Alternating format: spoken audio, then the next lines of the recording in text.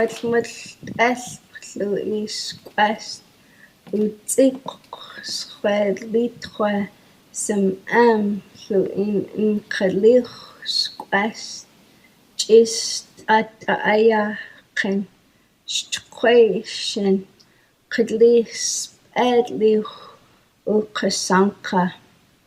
Good day, everyone. My name is Aspen Decker. I'm a member of the Confederated Salish and Kootenai tribes.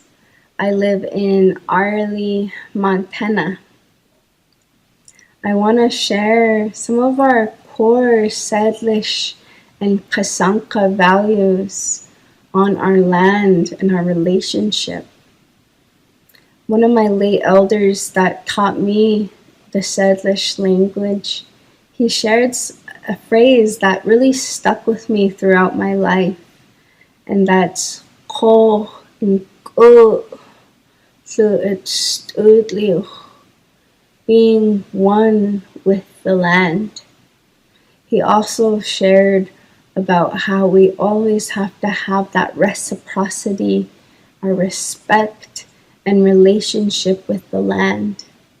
It's a philosophy that our people have used since time immemorial. We have many conservation tools and land management in the ways that we helped to replenish the earth, help to bring new growth. And one of these examples is our fire knowledge. We used our fire, grass fires, it has that sound of the fire popping throughout the land. And our elders say that through the ashes comes new life. And it's very true, because when we burn these different areas, you see a lot of new growth come up the following season. And it also brings in our kwai and our tshets, our big game animals like our buffalo and our elk. And then we're also able to go hunting. It's a strategy that we use to ensure that our homelands are clean, that we are also augmenting the land in order to help our animals and our plants. For me, as a Salish woman, perpetuating our language and our ways of being in our seasonal rounds is a way that I could connect with our ancestors, and the way that I can help my people in order to teach the next generation, my children, how to be as skadliw and continuing to be one with the land. Thank you for listening. Wow, that's beautiful. Kia ora koutou. It gives me great pleasure to be facilitating this kōrero, and it's lovely to hear from Aspen. So that's really added to our kōrero, hopefully, today. And it's wonderful to be here with these two amazing wahine. Our topic today is mana kai, and I think it's quite appropriate that we've got mana wahine vibe going on here on the stage and through our technology, and we're going to talk about mana kai. So I might just hand it over to our two lovely speakers and wahine to maybe introduce yourselves in the way that you feel comfortable introducing yourself. Tēnā koutou. Ko tainui tōku waka, ko tararua tōku maunga, ko ohau tōku awa, ko Ngāti Tūkorehe tōku iwi, ko Cathy Tate Jameson ahau. Kia ora koutou. Kia ora, Cathy. Kei te mihi nui kia koutou. Ki te taho o tōku mātua, tōku pāpā ko Paiwai whānau, ko Ruahine te maunga, ko Manawatū te awa, ko Rangitāne, Ngāti Ranginui te iwi te hei Mauriora. So my dad, Manawatū River, the Ruahines, from the people of Rangitāne, Ngāti Ranginui.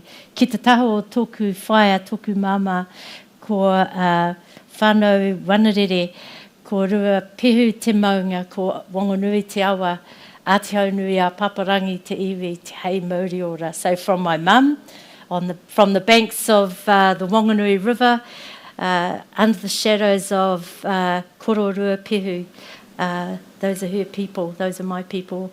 Nō reira, ko Mavis Mullins, aho, tēnā koutou, kia ora koutou katoa. Kia ora. Thank you, Mavis. Kia ora, Mavis. I better introduce myself. Ko ai au. He uri au no ngā kawaiheke o Maniapoto Waikato hoki. Ko whararangi koe pa pāmataku ingoa no Piopio au. So kia ora, I come from the Maniapoto and Waikato iwi. I grew up in Piopio, that's where I grew up on a farm. Now a real townie here in Palmerston North in Manawatu.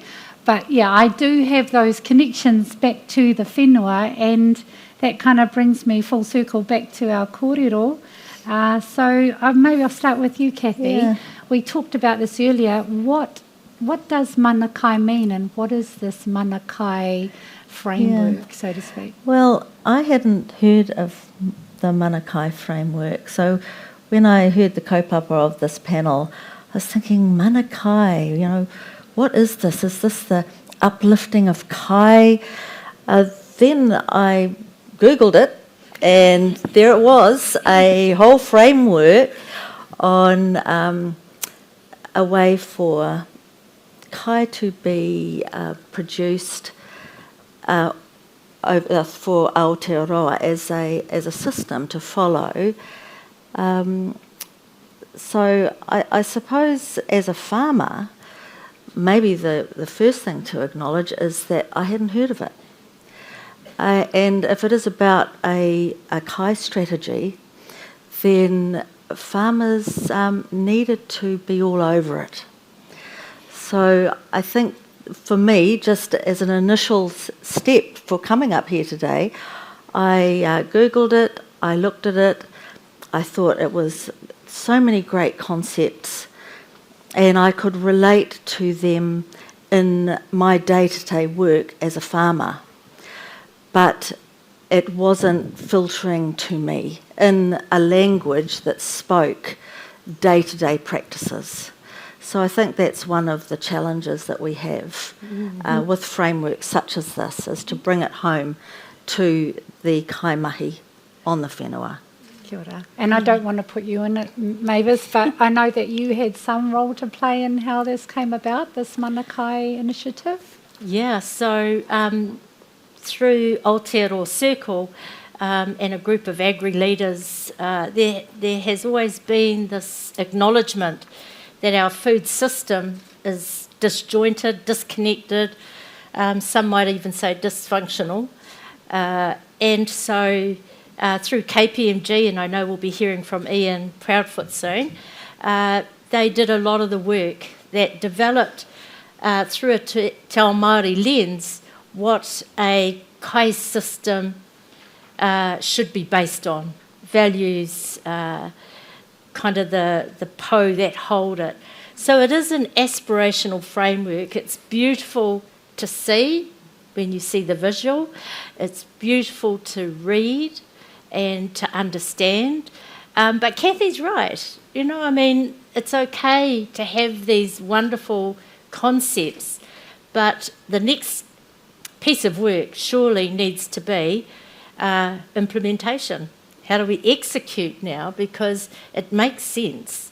And we've talked about food strategies and all the rest of it, but sometimes I think we fall down at the last baton without the execution.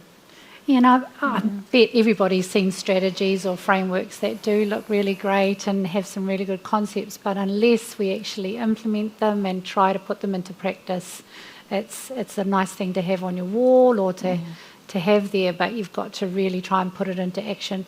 So without really knowing it, you probably already were kind of implementing some elements of manakai in your practice. And I know earlier we talked about whakapapa. Do you want to maybe kind of elaborate a little bit more on what that means for you? I suppose my experience in farming is following an organic protocol. So that's always been about traceability, being able to know the source of your input, and that's the compliance side of it. And what we're seeing now is compliance coming into agriculture. So what is coming into mainstream agriculture today is what I've been following for 30 years in that organic protocol. But so compliance is sort of happening in agriculture as a singular thing. But actually it's broader than that, and it's about verifying to consumers what we think as a nation our consumers want. That's what it should be. It should be how have we identified our consumers, what is it they're saying they want, and how are we going to prove to them that that's how we produce it. So from an Indigenous perspective on our farm, it's really easy to think about inputs as having a whakapapa, and it's really is bastardising in a way that cultural term of whakapapa, which talks about genetics, which is also relevant in when speaking of agriculture and the whakapapa of seeds and plants. But if you look at the traceability or whakapapa, the life journey of the input coming into the farm. So if you're going back to a product that has been created through slave labour or genetically modified, and you're bringing that into your kai production system, is that in fact uplifting the mana of the kai that comes off it? Oh. So that's what, when I think mana kai, I think uplifting the value, the medicinal value of everything from the soil right through to the consumer. That's a cool thing, and I'm going to probably just diverge a little bit here, because do many people know who Cathy Jamieson is? My bank manager's here. No, they do. Can I just give a quick rundown? Because I first met Cathy in the late 1990s. She's an organic farmer just out of town here. She was one of the first to actually export acidophilus yogurt into the US market. She has been a staunch organic food producer forever and ever. I've been to her farm, I know her children. I mean, she not just produces food in this manner, her and her family live it.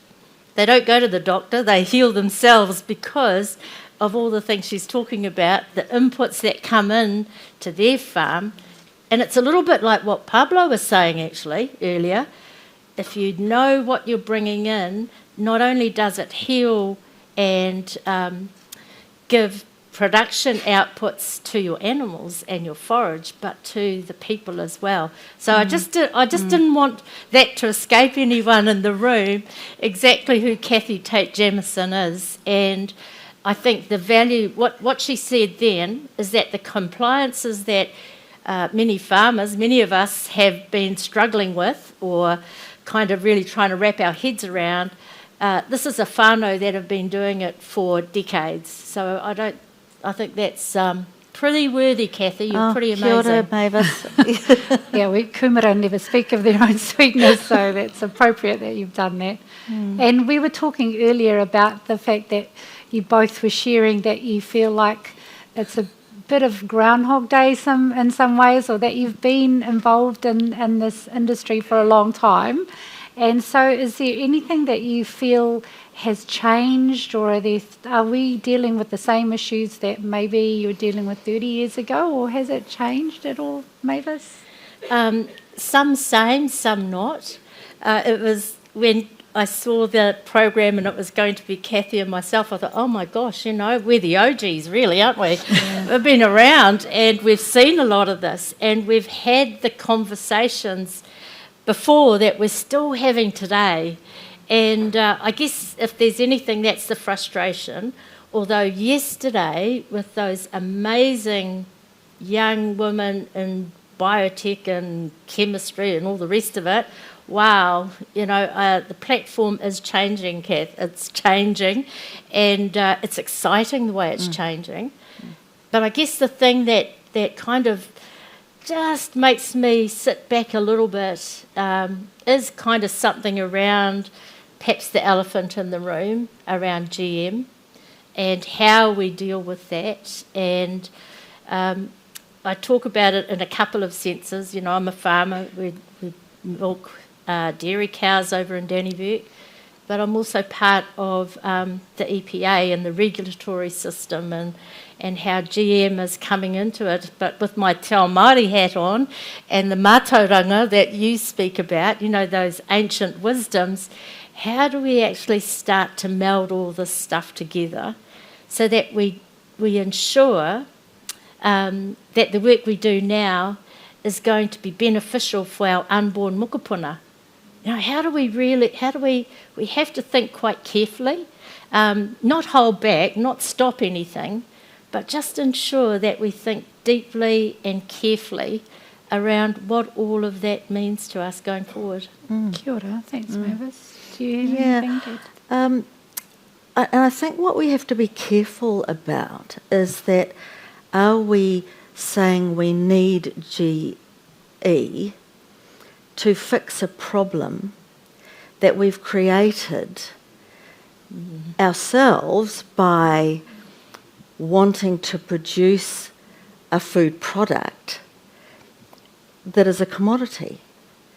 So have we created a methane problem by enabling high stocking rates in small areas, by enabling pasture growth through the use of urea, for example? Now, I can say that because I'm an organic farmer and I don't use any of that stuff. But I also chair our Iwi incorporation, which is a conventional farm, so I'm getting to understand that there is a place for everything, really. There is a place for a chemical spray, for example, if you've got gorse or blackberry, and there's no way you're going to get rid of that. But when you are using an input to create a problem down the track, I think we have to be careful to go back and saying, how much of this problem that we're going to fix with GE have we actually created, and what other problems has that practice caused? So I think we need to be, as you say, be careful. It's not only the future impacts that we are concerned about with GE, about the genetics, about the whakapapa of our seeds, which we talked about before. But have we actually created the problem? And do we need to go back and have a look at that? Great question for people to go away with. It would have been lovely to have Aspen here, because one of the things I think would have been great having you here and being a part of this kōrero is around that idea about Indigenous values and how that applies to what we're talking about. So, for instance, would the Mana Kai initiative be applicable in other contexts? And Aspen mentioned things like being one with the land, reciprocity, respect and relationships. Do you guys have any kind of... Does that resonate with you when you were listening to Aspen having her kōrero, and can we relate to some of those elements? Absolutely. I mean, she was talking our thing, really, wasn't she? I hope for most of us in the room, we all kind of felt that twinge as she spoke, not just with words, but with her hands. I mean, isn't it interesting? But food and communication, it's a very sensory thing, isn't it? It's not just about hearing it, it's about seeing, and you actually felt her as she spoke. So the Mana Kai framework was developed around a lot of those things from mātauranga experts. So it does talk about community, it does talk about water, it talks about atua. There's a whole framework.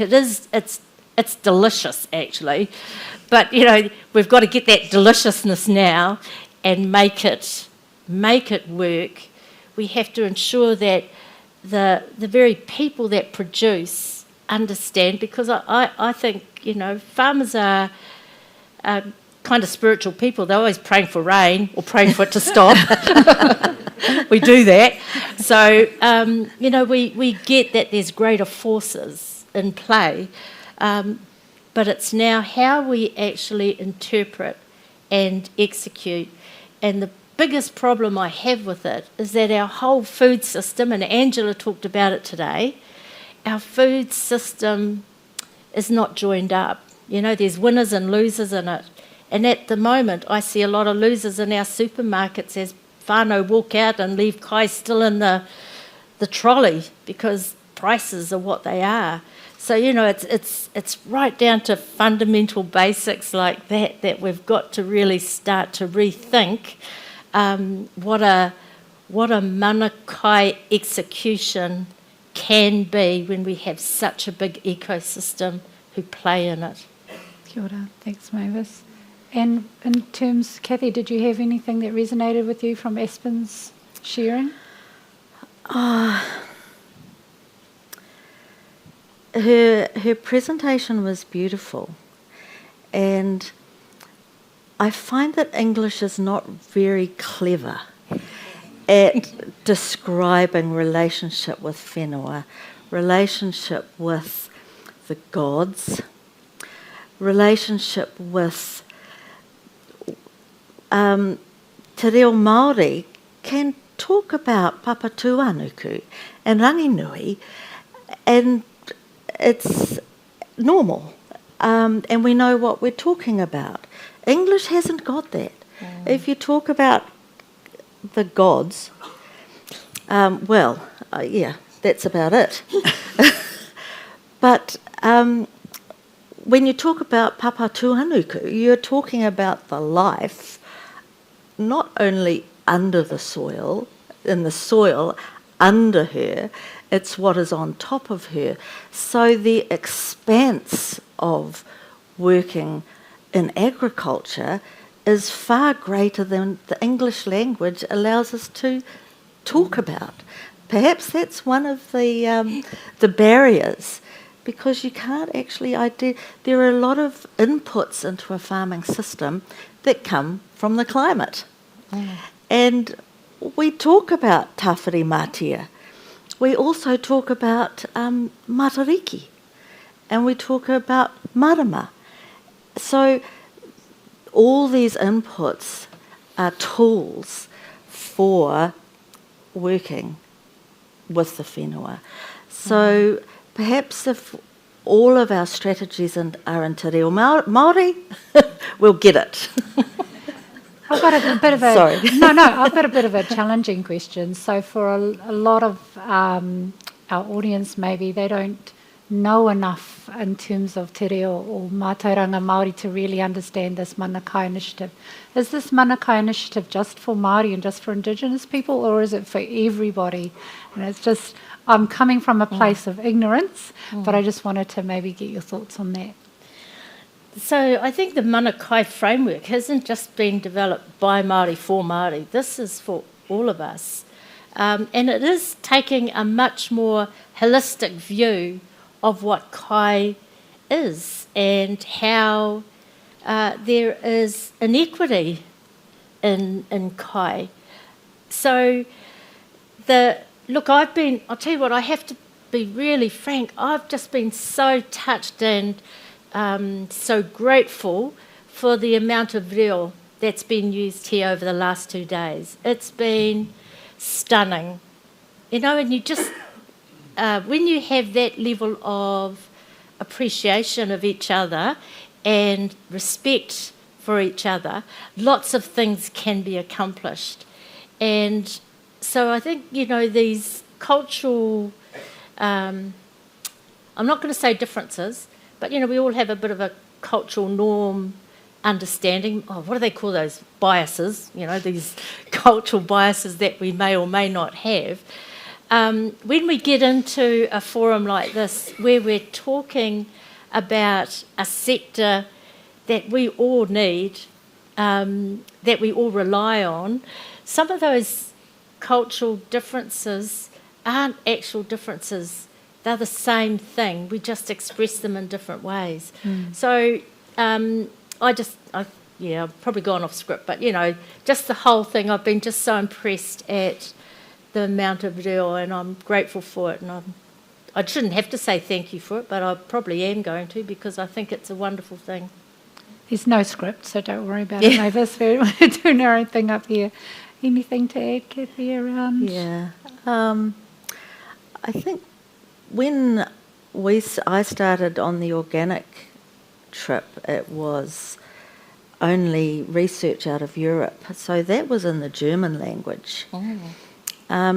And German has words for gods, and so I just hark back again. And Aotearoa, we have an amazing opportunity to actually pick up the indigenous concepts, because every farmer knows when they walk the land, when they get up in the morning and go out and feel what the temperature is on their face, who birth a cow, that there is more at play than just what's written down. There are energies that come into farming. So I think possibly language will be good, if we can get a common language to talk about strategy, that will be a good thing. The fact that we're using the term kai, it's just normalised now. Everyone knows what we're talking about when we say kai. So there's hope. Yeah. So I can see that the numbers have gone red. We've still got a bit of time, but I wondered, do you have one word or one challenge for the audience based on our kind of topic of manakai that you'd like to put out there in the universe? I've just kind of given this question now. Then I would say, and I'm going to echo a statement made by Mandy Bell yesterday, when she said, good people need to stand up. It's time for us to stand up, because there's so many pressures.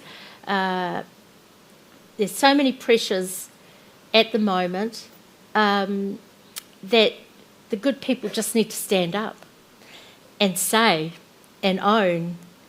And I didn't realise just how brave she was being by saying that, but... And then if Dean Williamson's in the room, he said something similar yesterday. Time's running out. There's urgency. We've got to stop mucking around, stop being precious. Let's just get on with it. And so I guess if there's anything for me, it's let's really act on that sense of urgency. Sam the Trap Man said it yesterday. He said, we're bored with being ready. We're ready. We're bored with being ready.